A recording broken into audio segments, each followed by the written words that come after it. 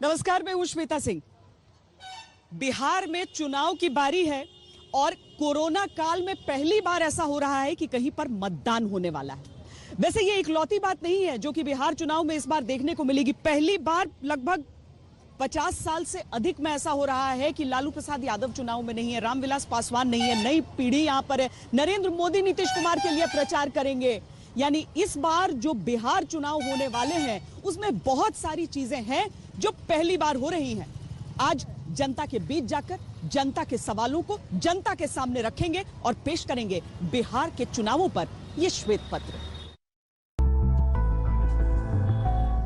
चुनावी हरकारे ने सवाल उछाला है, बिहार में काबा। जनता को वोट से जवाब देना है कि बिहार में ईबा। इसी काबा और ईबा के बीच वो मुद्दे हैं जो मतदान के दिन वोटों में बदलेंगे। वो सवाल हैं जो नेताओं की भीड़ में खड़ी जनता की आंखों में होंगे। नेताजी के 5 साल बीत गए, अब जनता की बारी आई है। समझ सब नेता भी रहे हैं, समझ जनता भी रही है।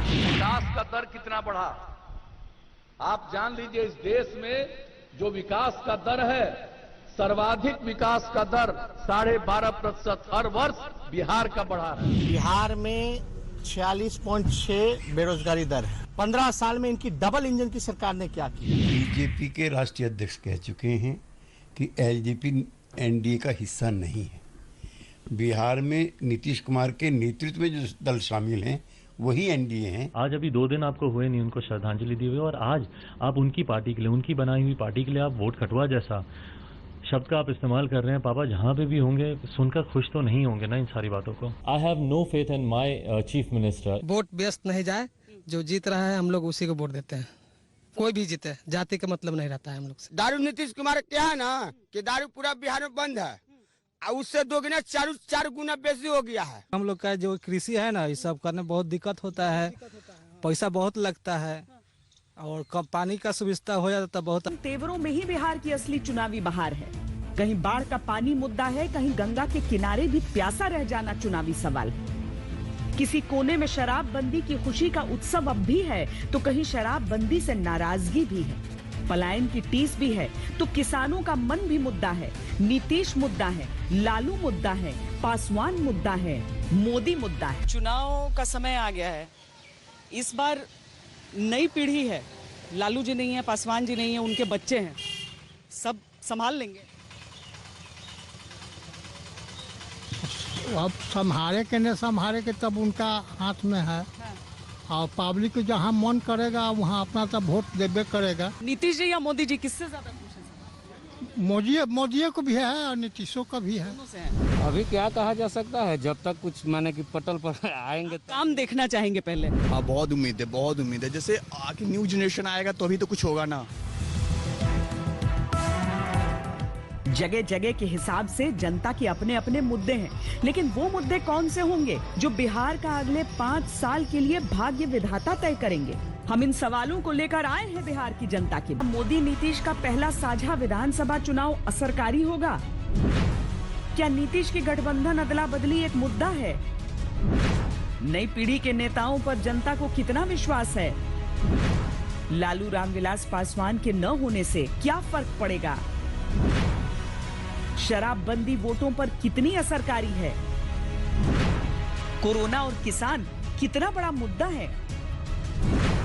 पलायन के कोष्ठक में खड़े लोग किसे चुनेंगे, किसकी सुनेंगे? इसके बारे में हम कोई जवाब नहीं देंगे। खुद उस समय वोटिंग के समय सब क्लियर हो जाएगा। नीतीश जी हमारा दियर का पूरा सर्वे नहीं कराए और उस पर बोडा कर दिए। हमने के रसीद नहीं कट रहा है, इसीलिए उनसे नाराज है हम लोग। काम तो हुआ है, देख लीजिए 10 साल से छपरा हाजीपुर मुख्य मार्ग का 4 लेन है कि आज तक कि कहीं कंप्लीट नहीं हुआ। कब काम शुरू हुआ?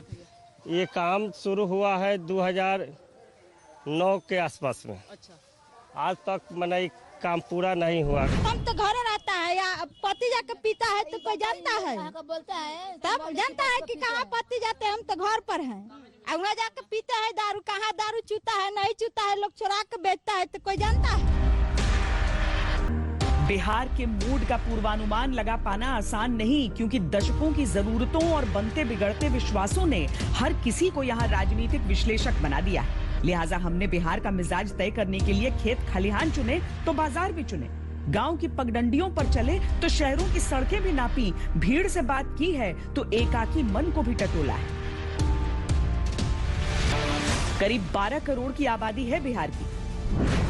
कुल 243 विधानसभा सीटों पर वोटिंग होनी है। 3 चरणों में वोट डाले जाएंगे। पहले चरण में 71 सीटों के लिए 28 अक्टूबर को वोट डाले जाएंगे। दूसरे चरण में 94 सीटों के लिए 3 नवंबर को वोटिंग होगी। तीसरे चरण में 78 सीटों के लिए 7 नवंबर को मतदान होगा। 10 नवंबर को जनता का फैसला। जनता की आवाज सुनाएंगे, लेकिन पहले एक नजर बिहार की चुनावी साझेदारियों पर भी डाल लेते हैं। एक तरफ एनडीए है, जिसमें बीजेपी, जेडीयू, हिंदुस्तान आवाम मोर्चा और विकासशील इंसान पार्टी शामिल है। दूसरी तरफ महागठबंधन है, जिसमें आरजेडी, कांग्रेस, सीपीआई, सीपीएम है। इसके अलावा एक गठबंधन प्रोग्रेसिव डेमोक्रेटिक अलायंस है, जिसमें पप्पू यादव की जनाधिकार पार्टी और चंद्रशेखर रावण की आजाद समाज पार्टी है। एक गठबंधन ग्रैंड डेमोक्रेटिक सेक्युलर फ्रंट नाम से असदुद्दीन ओवैसी का है, जिसमें एआईएमआईएम के साथ कुशवाहा की आरएलएसपी और मायावती की बीएसपी है। एलजेपी अकेले लड़ रही है और प्लूरल्स पार्टी के साथ पुष्पम प्रिया चौधरी भी मैदान में है।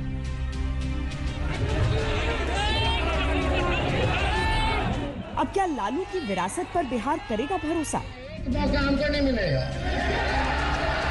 पीछे से सब लोग हाथ उठा के बोले कि एक मौका मिलेगा, नहीं मिलेगा। चिराग की रोशनी में चमकेगा बिहार, या 7वीं बार फिर से नीतीश कुमार?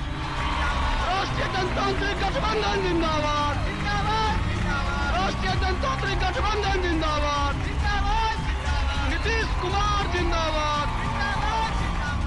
तो हर बार जो चुनाव होता था उसमें कितना मौका मिल जाता था, समय मिल जाता था, लगभग हर क्षेत्र में पहुंच जाते थे। कभी कभी किसी क्षेत्र में 1 दिन के बजाय 2 दिन चले जाते थे, लेकिन अब वो समय नहीं, अब इतना कम समय है कि चाह करके भी सब जगह नहीं जा सकते। नीतीश कुमार के मुख्यमंत्री बनने के बाद से निश्चित बिहार की तस्वीर बदली, और इसीलिए अगर नीतीश कहते हैं कि तरक्की दिखती है तो लोगों को वो अपनी आंखों के सामने भी नजर आती है। लेकिन सवाल ये उठता है कि जो चेहरा आज प्रचार के लिए जो चेहरा अकेला नजर आ रहा है, उसके इर्द गिर्द कभी दाएं कभी बाएं कुछ अलग अलग सियासी चेहरे नजर आते रहे हैं। अब तरक्की के लिहाज से लोग नीतीश कुमार को आंकेंगे, या फिर गठबंधन के हिसाब से उस विश्वसनीयता के हिसाब से भी? बिहार राजनीति के जितने प्रमुख चेहरे हैं, नीतीश ने सबके साथ कभी नीम कभी शहद की तर्ज पर रिश्ते गढ़े। वो अब तक के सबसे ज्यादा बार और सबसे लंबे समय तक बने रहने वाले मुख्यमंत्री बन चुके हैं। ये चुनाव उनके कार्यकाल की परीक्षा है, तो उनकी व्यक्तिगत छवि का सबसे तगड़ा लिटमस टेस्ट भी इस बार ही होना है। मैं किन शब्दों में आपका अभिनंदन करूं? एनडीए अटल आडवाणी के दौर से मोदी शाह के दौर तक आ चुका है। कभी नीतीश कुमार के लिए राजनीतिक अस्पृश्य रहे नरेंद्र मोदी नीतीश के लिए इस बार वोट भी मांगेंगे। लेकिन बार निष्ठा परिवर्तनों का सवाल जो विपक्ष लगातार उठा रहा है, क्या वो इस बार चुनावों में असर डाल सकता है? नीतीश कुमार से इस बार लोग नाराज हैं कि एक बार एक गठबंधन, एक बार दूसरा गठबंधन, ऐसा है? आप? हाँ, ऐसा तो है। नीतीश कुमार गठबंधन छोड़े 2 बार, उससे कुछ यहाँ पे मन में कोई नफरत नहीं है। आपके हिसाब से काम हुआ है यहाँ? ठीक है।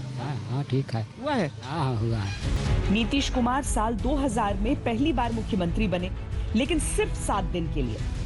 इसके बाद 5 साल राबड़ी देवी का शासन रहा। दूसरे कार्यकाल में एनडीए के साथ नीतीश ने 5 साल का कार्यकाल पूरा किया।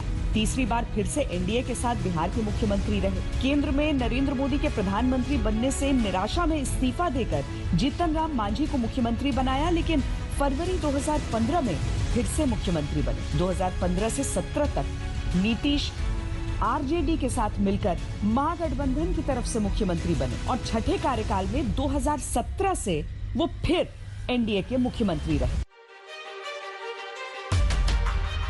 नीतीश का सवाल बिहार की राजनीति में इस समय इसीलिए सबसे बड़ा है क्योंकि केंद्र में जो एलजेपी एनडीए का हिस्सा है, बिहार में वही एलजेपी एनडीए से अलग नीतीश के सामने सबसे बड़े मुकाबले में है। एक असमंजस राजनीति में है कि कौन किसके वोट काटेगा। चिराग कि पार्टी एक वोट कटवाने वाली पार्टी रह जाएगी और हम 3/4 बहुमत से चुनाव जीतेंगे। इसलिए इस तरह के भ्रम फैलाने की कोशिश सफल नहीं होगी और इन प्रयासों की हम निंदा भी करते हैं। बीजेपी, जेडीयू, हिंदुस्तान आवाम मोर्चा और विकासशील इंसान पार्टी ये गठबंधन जीतेगा। दूर दूर से हमारा कोई रिश्ता नहीं और जिस तरह का भ्रम की ये राजनीति है यह हमें पसंद नहीं। आज वही सुशील मोदी जी इस तरीके की भाषा का इस्तेमाल कर रहे हैं रामविलास पासवान जी की बनाई हुई पार्टी के लिए, तो ये कहीं ना कहीं, खैर मैं समझ रहा हूँ उनकी भी मजबूरी, इसीलिए मुझे ज़्यादा नाराज़गी नहीं है, दुख ज़रूर है, पर मैं नाराज़ नहीं हूँ क्योंकि मैं समझ रहा हूँ कि मुख्यमंत्री किस तरीके से उनके ऊपर दबाव डाल रहे होंगे, प्रेशर डाल रहे होंगे। बट बहरहाल कौन वोट कटवा है, किसके प्रति नाराज़गी है, किसके प्रति लोगों का विश्वास है, ये 10 तारीख को क्लियर हो जाएगा और प्रत्यक्ष को प्रमाण की जरूरत नहीं। दिलचस्प लड़ाई ये भी है कि ब्रांड नरेंद्र मोदी पर हक किसका है। बिहार अलायंस के नाते जेडीयू अपना अधिकार जता रही है। केंद्र में अलायंस का हिस्सा होने के कारण प्रधानमंत्री मोदी पर एलजेपी का भी दावा है। एक मत बिहार की जनता का भी है। मुझे प्रधानमंत्री जी की तस्वीर का इस्तेमाल करने की जरूरत ही नहीं है। मैं उनका हनुमान हूँ, मेरे दिल में उनकी तस्वीर बसती है।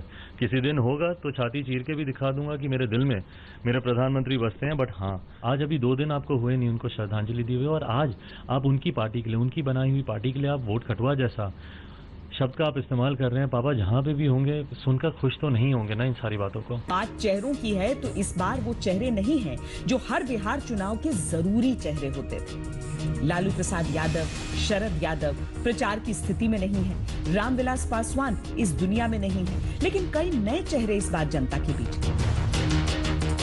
चिराग पासवान तीसरे ध्रुव के रूप में मैदान में ताल ठोक रहे हैं। कांग्रेस के टिकट पर शत्रुघ्न सिन्हा के बेटे भी मैदान में हैं।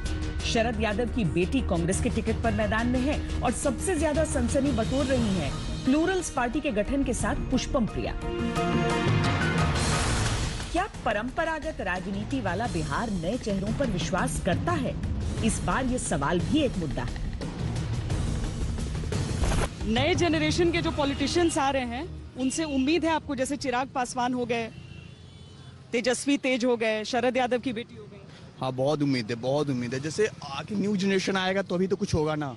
हाँ, जैसे कि अब अभी जो ये पुष्पम प्रिया चौधरी है उनसे भी काफी उम्मीद है। हाँ, आपको लग रहा है इस बार बिहार चुनाव पूरा ओपन है? ओपन है, और हम लोग इस बार ये देख रहे हैं ना कि बिहार में कुछ मतलब बदलाव है।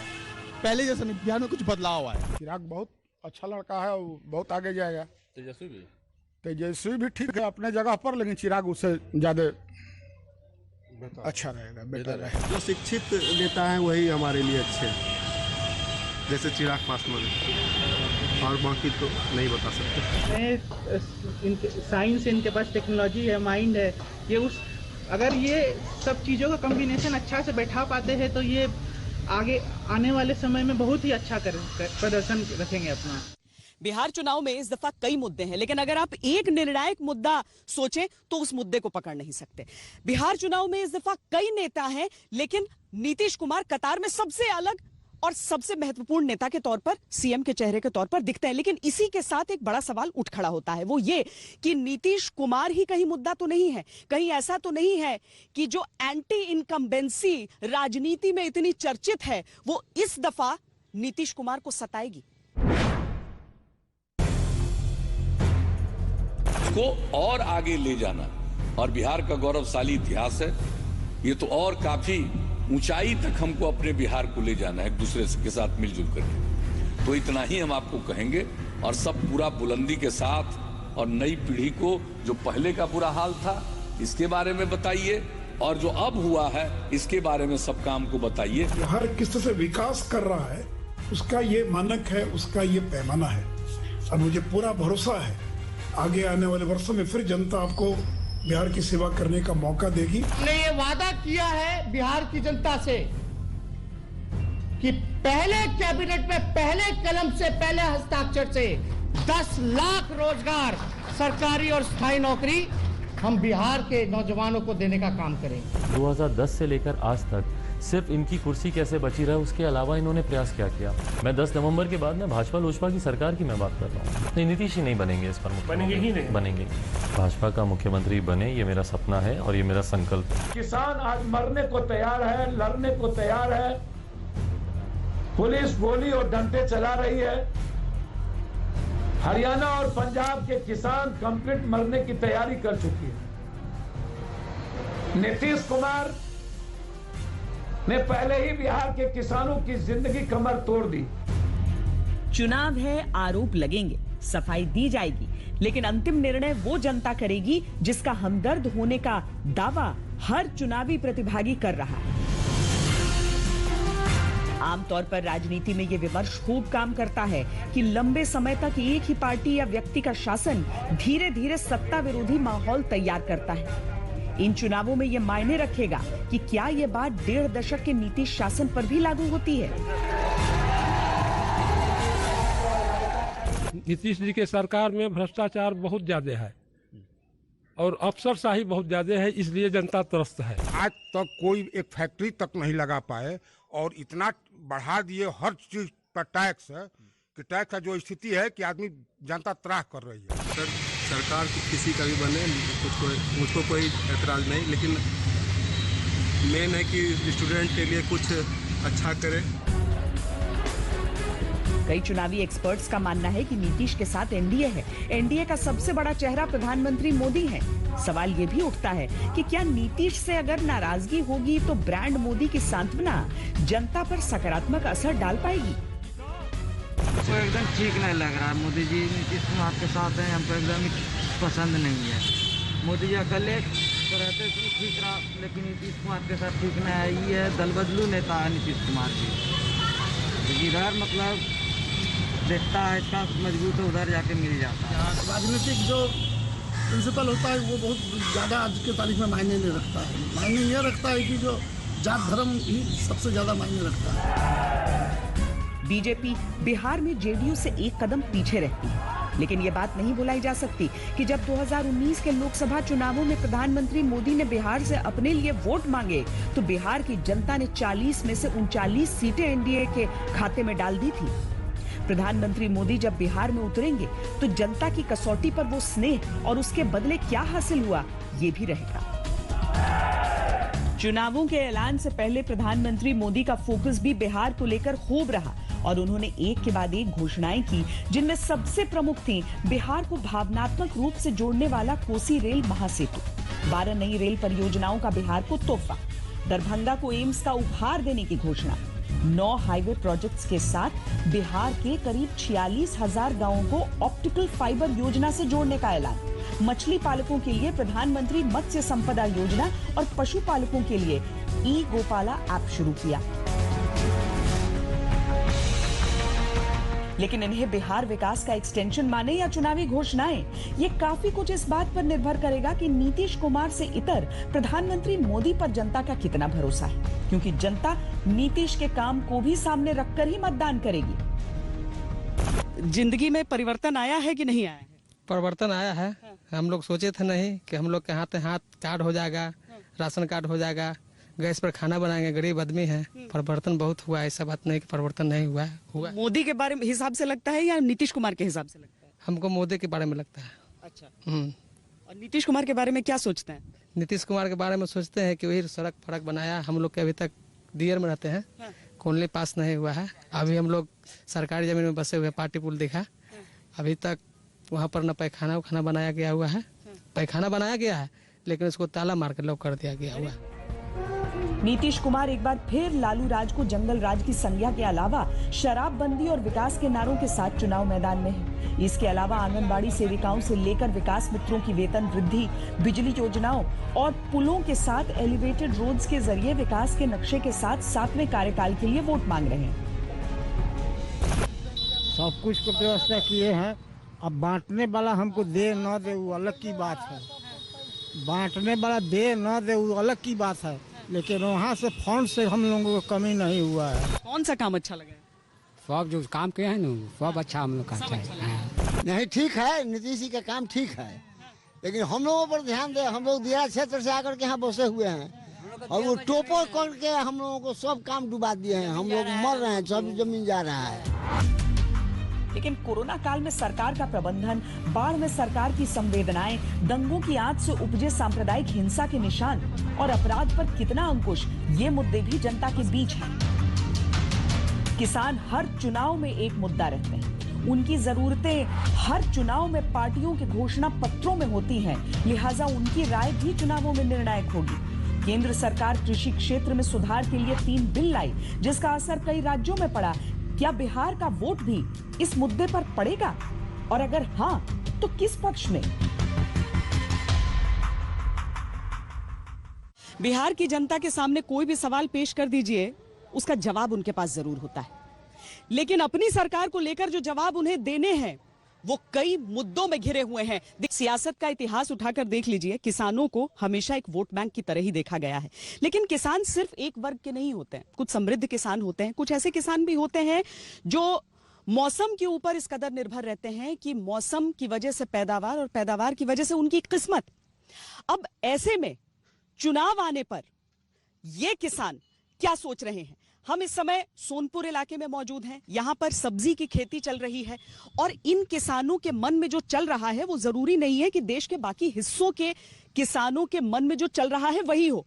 वोट के हिसाब से ये क्या सोचते हैं, इनकी किस्मत किन बातों से बंधी हुई है। जूझता हुआ आगे बढ़ता है, लेकिन देश भर में स्वाभिमानी लोगों की वजह से पहचान पाता है। जीवन बहुत जटिल नहीं होता, थोड़े में गुजारा होता है। बिहार के किसान इसी स्वाभिमान की रीढ़ है। बिहार की कुल जनसंख्या में 77% लोग कृषि या कृषि आधारित रोजगारों पर निर्भर रहते हैं। राज्य की 24.84% जीडीपी कृषि उत्पादों से ही आती है। कृषि संबंधित जरा से भी बदलाव का असर पूरे राज्य पर पड़ता है। चुनावी मौसम है, वोटों की फसल में एक फसल किसानों की भी शामिल है। हाल ही में मोदी सरकार कृषि सुधार के तौर पर 3 बिल लाई। ये बिल राजनीति का हिस्सा देश भर में बने। क्या ये मुद्दा बिहार में भी है? अगर है तो किस तरह? किसान बिल तो अपने में ठीक है, इसलिए हाँ मुद्दा बनेगा, इसलिए कि आढ़तियों को जो है जो फायदा मिलता था उस किसान बिल से उन लोगों को फायदा नहीं है। किसान को डायरेक्ट फायदा मिलेगा इस किसान बिल से। किसान का सबसे हायर कोर्ट हो गया, अपने इकोनॉमी के लिए लड़ाई लड़ेगा तो उसको डीएम के यहाँ जाना है। कोर्ट बंद कर दिया किसानों के लिए, कोर्ट में नहीं जा सकता है किसान। और आज के माहौल में डीएम कैसे होते हैं और डीएम को व्यापारी कैसे मैनेज करेंगे, ये सब जनता जानती है। इसके बाद ये कह रहे हैं कि समर्थन मूल्य पर ये हाथ उठा देंगे, समर्थन मूल्य पर नहीं लेंगे।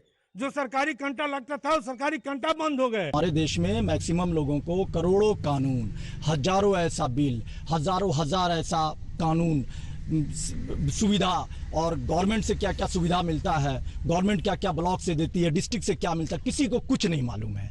तो इस पर मालूमात ही बहुत कम है लोगों को कि किसान बिल क्या है। तो उस पर कोई बात ही नहीं है, हमने तो कभी नहीं इस पर कोई बात सुना कहीं। चुनावी दृष्टि से किसानों की राय कृषि बिल पर इसीलिए भी जरूरी हो जाती है क्योंकि विपक्ष के नेताओं के लिए ये बड़ा मुद्दा है। चुनाव के ऐलान से ठीक पहले इस मुद्दे को लेकर जमकर ट्रैक्टर राजनीति भी हुई।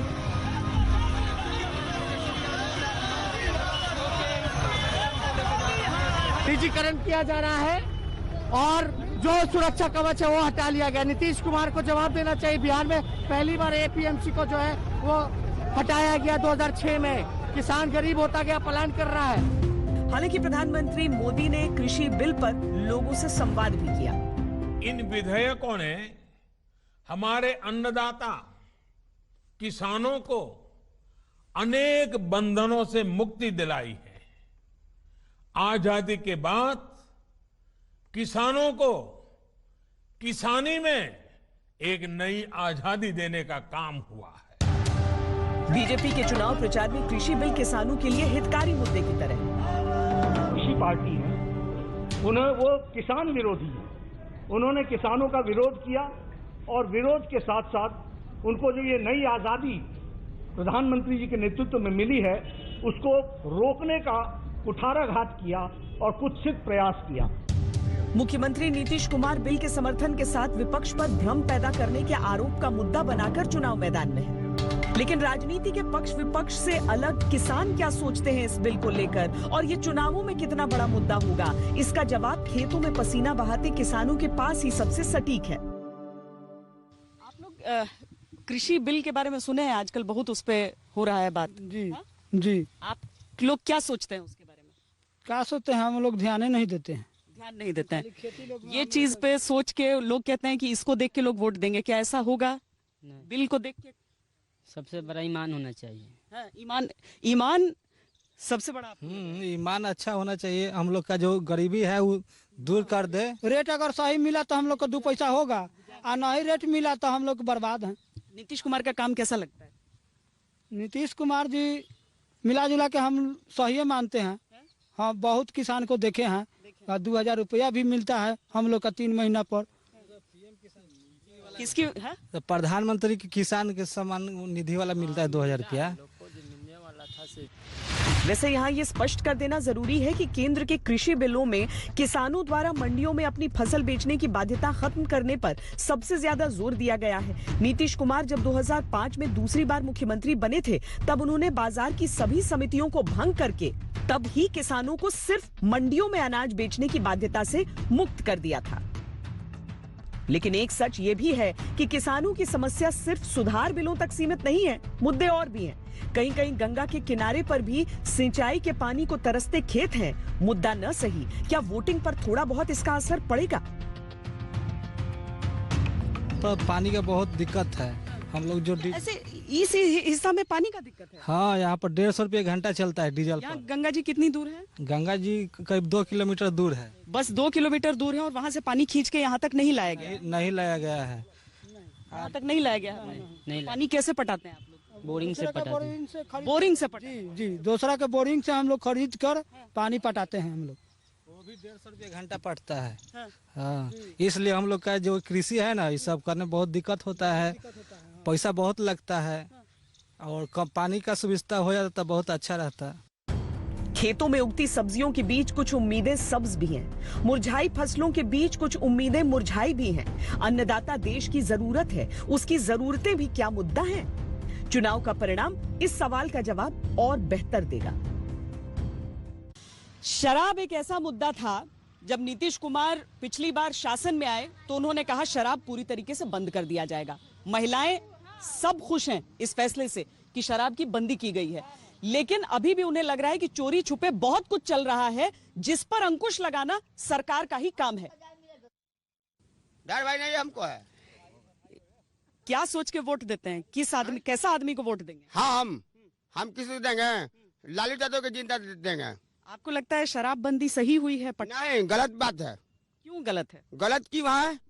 दारू नीतीश कुमार क्या है ना कि दारू पूरा बिहार में बंद है, और उससे 2 गुना 4 गुना बेसी हो गया है। आदमी भूखे मर रहा है, कहाँ तक आएगा? नाव पे कमा रहा है बाली बेच के, उसको पुलिस पकड़ के जेल में भर्ती कर दे रहा है, और उसमें डर के आदमी भाग जा रहा है, तो मर जा रहा है, कूद के डूब जा रहा है। मतलब गलत रास्ते से पी रहे हैं लोग, आप कह रहे हैं? तो क्या करेगा? गरीब आदमी पिएगा, मेहनत कर रहा है, पीबे करेगा। इस बार शराबबंदी का असर होगा यहाँ पे? असर तो मैम नहीं दिखता है, अपने बिहार में नहीं दिखता है। मतलब वोट ऐसा, लोग नाराज हैं या खुश हैं? अब ये तो हम नहीं बता सकते, क्योंकि हम तो खुश हैं। हम खुश हैं। शराबबंदी वाले राज्य बिहार में शराबबंदी का असर दिखा रही ये 2 तस्वीरें सवाल पैदा करती हैं कि क्या शराबबंदी मतदान का मुद्दा बनेगी? क्या पक्ष और विपक्ष दोनों तरह की राय रखने वाले लोगों के लिए शराब वोटिंग का पैटर्न भी तय कर सकती है? अब बिहार में शराब बंद तो हुआ नहीं है, यहाँ का पैसा दूसरे स्टेट में जा रहा है, होम डिलीवरी हो रहा है। क्या यह सुशासन है? देखिए, पहले जो हुआ करता था कि शराब पे लोग बिक जाया करते थे, है कि नहीं? आपने भी देखा होगा कि जो है एक बोतल मिल गया, शराब हो गया। अब जो शराब तारी हर जगह गांव में आपको तारी वगैरह चलता है, तो तारी पे आदमी पिला दिया रात में, अब वोट जा करके जो है अपना जिसको पिलाया तो उस बंदे को जा करके वो वोट दे दिया। लेकिन इस बार जो है शराब नहीं है, लेकिन ब्लैक से शराब मिल रहा है। अभी भी सबको पता है कि ब्लैक से जो है शराब मिल रहा है। जहाँ पे पहले मिलता था 100 रुपए में, अब वो 1000 रुपए में मिल रहा है। कायाकल्प पूरा बिहार हो गई, कायाकल्प पूरा बिहार हो गई, जबकि दारू के बंद बाजार हो गई, जब दारू के बंद बाजार हो गई।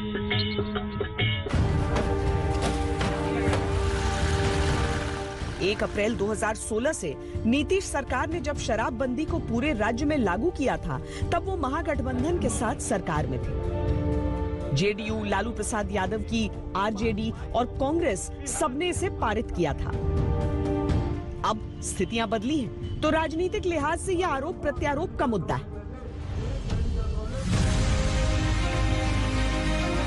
शराबबंदी की जो सबसे दिलचस्प तस्वीर बिहार में दिखती है, वो ये कि ज्यादातर महिलाएं इसके पक्ष में हैं।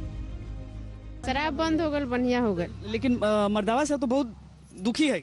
मर्दावा तो दुखी बढ़ले बा। अब छोड़ो थे सब दुखी तो हईले है मर्दा सब। हम तो घर रहता है या पति जाके पीता है तो कोई जानता है, बोलता है तब जानता है कि कहाँ पति जाते हैं। हम तो घर पर हैं, वहाँ जाके पीता है दारू, कहाँ दारू चूता है नहीं चूता है, लोग चुरा के बेचता है तो कोई जानता है। तो बंद कर दिया है, बोला बंद नहीं हुआ है आपके? नहीं, अभी बंद नहीं हुआ है दीदी। नशे में आता है? हाँ, नशे में तो ढेर लोग आता है घर। और शराबबंदी के विरोध में जो सुर सबसे ज्यादा बुलंद हैं, वो पुरुषों के हैं। शराबबंदी से आदमी लोग नाराज है? बहुत आदमी नाराज है। औरत लोग नहीं है? ना औरत लोग नहीं है। औरत लोग खुश हैं? जी, जो पीने वाले हैं वही खुश नाराज है। है। औरत लोग खुश है। औरत लोग खुश हैं और आदमी लोग नाराज हैं जो पीते हैं। जी, वाला नहीं है वो नाराज कहाँ? लेकिन तब भी आप बोल रहे हैं कि ताड़ी निकालते हैं तो वो बिक्री नहीं हो रहा है, डर के मारे लोग सोच रहे हैं कि कहीं पकड़े जाए। पकड़ा जाएगा। जी सर, नशा में रहेगा तो पकड़ा जाएगा। दारू बंदी से दारू वाला का बिजनेस भी बढ़ गया है। वो चोरी से ज्यादा चल रहा है, एवरी के दोबरी दाम लेकर बेच रहा है। अच्छा, सारे लोग ये कहते हैं कि ब्लैक मार्केटिंग शुरू हो गया है दारू का, घर पे पहुंचाते हैं। घर पर भी होम डिलीवरी करके सब पहुंचाता है। जी हाँ, बाधाड़ों में पहुंच जाते हैं। बहुत ज्यादा दारू का बिक्री है, बंद होने से और बिक्री बढ़ गई। और चुनावों के लिहाज से शराबबंदी का फैसला कितना महत्वपूर्ण हो जाता है, इसको लेकर भी जनता की राय और तर्क कम दिलचस्प नहीं है। शराबबंदी कहने के लिए है, सारे जगह अवेलेबल है, आप जहां भी चाहेंगे वहां अवेलेबल है। इससे हमारे आसपास के राज्य को बेनिफिट मिल रहा है। भगवान की तरह है शराब बिल्कुल बिहार में, कि मिलता हर जगह, दिखता कहीं नहीं है। हमारे अगल बगल जितने भी बॉर्डर साइड से है, जितने भी स्टेट है, दारू तो बिक रहा है बिहार में। ये आप भी जानते हैं और सीएम साहब नीतीश कुमार जी भी जानते हैं। अगर उनको भी पीना रहेगा ना तो वो भी ऑर्डर कर देंगे। फिलहाल पूर्ण शराबबंदी की एक तस्वीर ये भी दिखाते चलते हैं, जहां पहले चरण के चुनाव से पहले 45 लाख रुपए की शराब इतनी बड़ी मात्रा में बरामद हुई है।